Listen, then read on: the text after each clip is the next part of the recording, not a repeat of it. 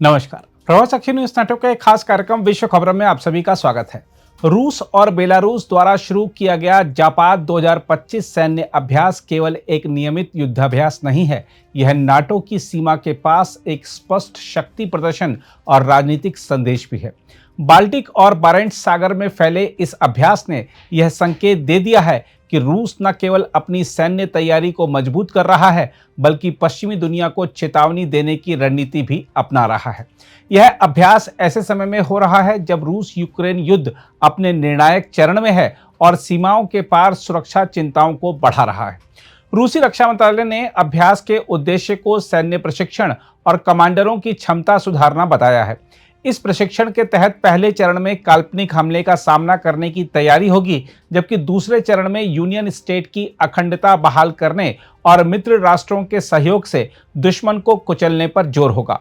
हालांकि क्रेमलिन ने इसे किसी विशेष देश के खिलाफ नहीं बताया है, लेकिन पोलैंड में ड्रोन घटनाओं ने पश्चिम में चिंता बढ़ा दी है। देखा जाए तो यह पहली बार है कि रूस यूक्रेन संघर्ष का प्रत्यक्ष प्रभाव नाटो के सदस्य देशों की सीमाओं तक पहुंच गया है।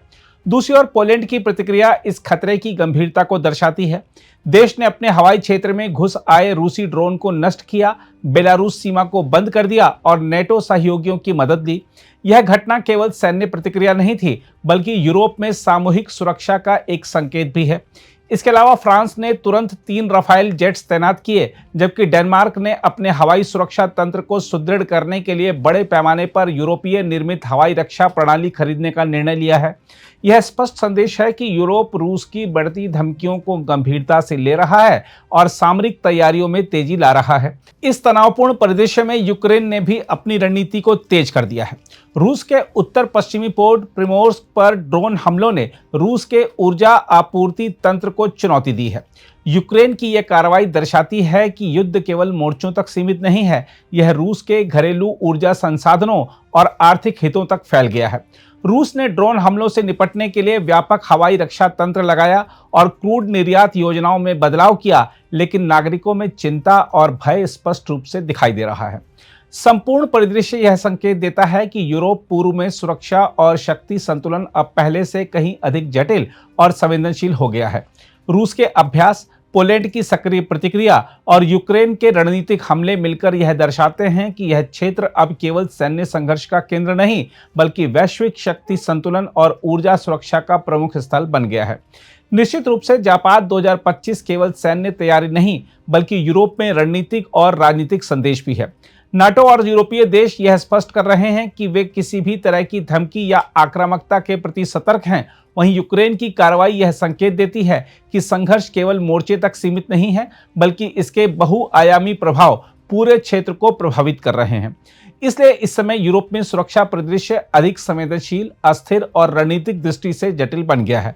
रूस यूक्रेन युद्ध ने नाटो और रूस के बीच शक्ति संतुलन को चुनौती दी है और यह स्पष्ट कर दिया है कि अब किसी भी सैन्य या राजनीतिक घटना का प्रभाव केवल क्षेत्रीय नहीं, बल्कि वैश्विक स्तर पर भी देखने को मिल सकता है। बहरहाल, रूस और बेलारूस का जापाद 2025 अभ्यास और पोलैंड, फ्रांस, डेनमार्क की सक्रिय सुरक्षा प्रतिक्रिया इस बात का प्रतीक है कि यूरोप में सुरक्षा केवल राष्ट्रीय सीमाओं तक सीमित नहीं रही। यह अब सामरिक तैयारी, ऊर्जा सुरक्षा और राजनीतिक संदेशों का समन्वित क्षेत्र बन गया है। नाटो और पश्चिमी देश इस चुनौती के प्रति सजग हैं, लेकिन रूस यूक्रेन संघर्ष का विस्तार और उसकी अप्रत्याशित घटनाएं यूरोप में अस्थिरता की संभावनाओं को भी बढ़ा रही हैं। रूस के शक्ति प्रदर्शन और नाटो के सीमाओं पर बढ़ते खतरे ने यूरोप के सुरक्षा दृष्टिकोण को पूरी तरह बदल दिया है। अब सतर्क रहना और सामरिक तैयारी करना ही यूरोप की स्थिरता और सुरक्षा की गारंटी हो सकती है। अगर आप भी लेना चाहते हैं देश दुनिया की तमाम जानकारी, तो आज ही सब्सक्राइब करें हमारे चैनल को। साथ ही नीचे दिए बेल आइकन को जरूर दबाएं ताकि हर अपडेट आप तक पहुंच सके।